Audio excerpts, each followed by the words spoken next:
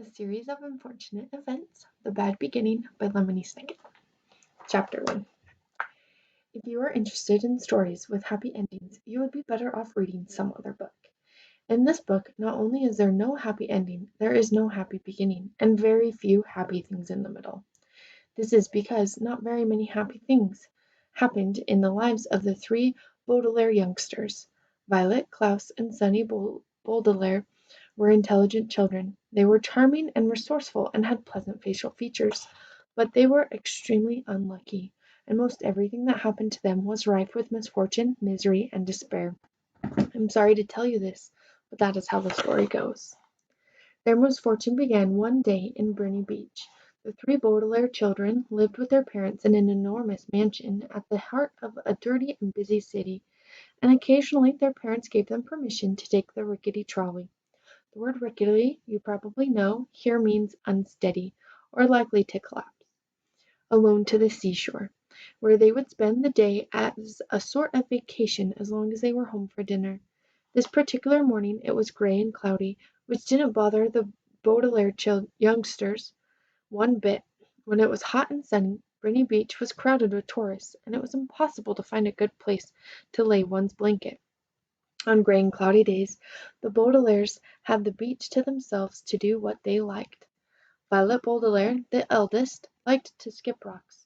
Like most 14-year-olds, she was right-handed, so the rocks skipped farther across the murky water when Violet used her right hand than when she used her left. As she skipped rocks, she was looking out to the horizon and thinking about an invention she wanted to build. Anyone who knew Violet well could tell she was thinking hard because her long hair was tied up in a ribbon to keep it out of her eyes. Violet had a real knack for inventing and building strange devices, so her brain was often filled with images of pulleys, levers, and gears, and she never wanted to be distracted by something as trivial as her hair. This morning she was thinking about how to construct a device that could retrieve a rock after you skipped it into the ocean. Klaus Baudelaire, the middle child and the only boy, liked to examine creatures in tide pools. Klaus was a little older than 12 and wore glasses, which made him look intelligent. He was intelligent. The Baudelaire parents had an enormous library in their mansion, a room filled with thousands of books on nearly every subject. Being only 12, Klaus of course had not read all of the books in the Baudelaire library, but he had read a great many of them and had retained a lot of the information from his readings. He knew how to tell an alligator from a crocodile. He knew who killed Julius Caesar, and he knew much about the tiny, slimy animals found at Briony Beach, which he was examining now. Sunny Baudelaire, the youngest, liked to bite things. She was an infant and very small for her age, scarcely larger than a boot. What she lacked in size, however, she made up for with the size and sharpness of her 4 teeth. Sunny was at the age where one mostly speaks in a series of unintelligible shrieks, except when she used the few actual words in her vocabulary, like bottle, mommy, and bite. Most people had trouble understanding what it was that Sunny was saying. For instance, this morning she was saying "gack" over and over again, probably meant, "Look at the mysterious figure emerging from the fog." Sure enough, in the distance along the misty shore of the Briony Beach there could be seen a tall figure striding toward the Baudelaire children. Sunny had already been staring and shrieking at the figure for some time, when Klaus looked up from the spiny crab he was examining, and saw it too. He reached over and touched Violet's arm, bringing her out of inventing thoughts. "Look at that," Klaus said, and pointed toward the figure. It was drawing closer, and the children could see a few details. It was about the size of an adult, except its head was tall, and rather square. "What do you think it is?" Violet asked. "I don't know," Klaus said, squinting at it, "but it seems to be moving toward us."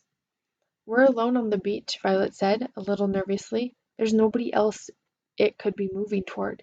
She felt the slender, smooth stone in her left hand, which she had been about to try to skip as far as she could.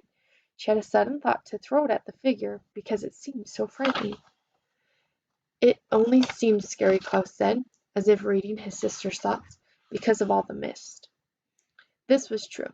As the figure reached them, the children saw with relief that it was not anybody frightening at all, but somebody they knew, Mr. Poe. Mr. Poe was a friend of Mr. and Mrs. Beauregard's, whom the children had met many times at dinner parties. One of the things Violet, Klaus, and Sunny really liked about their parents was that they didn't send their children away when they had company over, but allowed them to join the adults at the dinner table and participate in the conversations as long as they helped clear the table. The children remembered Mr. Poe because he always had a cold and was constantly excusing himself from the table to have a fit of coughing in the next room. Mr. Poe took off his top hat, which had made his head look large and square in the fog, and stood for a moment, coughing loudly into a white handkerchief. Violet and Klaus moved forward to shake his hand and say, "How do you do?" "How do you do?" said Violet. "How do you do?" said Klaus. "How do yo?" said Sunny. "Fine, thank you," said Mr. Poe, but he looked very sad. For a few seconds nobody said anything, and the children wondered what Mr. Poe was doing there on Briony Beach, when he should have been at the bank in the city, where he worked. He was not dressed for the beach. "It's a nice day," Violet said finally, making conversation. Sunny made a noise that sounded like an angry bird, and Klaus picked her up and held her. "Yes, it is a nice day," Mr. Poe said absently, staring out at the empty beach. "I'm afraid I have some bad news for you children." The three Baudelaire siblings looked at him. Violet, with some embarrassment, felt the stone in her hand and was glad she had not thrown it at Mr. Poe. "Your parents," Mr. Poe said, "have perished in a terrible fire." The children didn't say anything. "They perished," Mr. Poe said, "in a fire that destroyed the entire house. I'm very, very sorry to tell you this, my dears." Violet took her eyes off Mr. Poe and stared out at the ocean. Mr. Poe had never called the Baudelaire children "my dears" before. She understood the words he was saying, but thought he must be joking, playing a terrible joke on her and her brother and sister. "Perished," Mr. Poe says, "means killed." "We know what the word perished means," Klaus said crossly. He did know what the word perished meant, but he was still having trouble understanding exactly what it was that Mr. Poe had said. It seemed to him that Mr. Poe must somehow have misspoken. The fire department arrived, of course, Mr. Poe said, but they were too late. The entire house was engulfed in flames. It burned to the ground. Klaus pictured all the books in the library going up in flames. Now he'd never be able to read all of them. Mr. Poe coughed several times into his handkerchief before continuing. "I was sent to retrieve you here and to take you to my home, where you'll stay for some time while we figure things out. I am the executor of your parents' estate. That means I will be handling their enormous fortune and figuring out where you children will go. When Violet comes of age, the fortune will be yours, but the bank will take charge of it until you are old enough." Although he said he was the executor, Violet felt that Mr. Poe was the executioner. He had simply walked down the beach and told them that their lives had changed forever. "Come with me," Mr. Poe said, and held out his hand.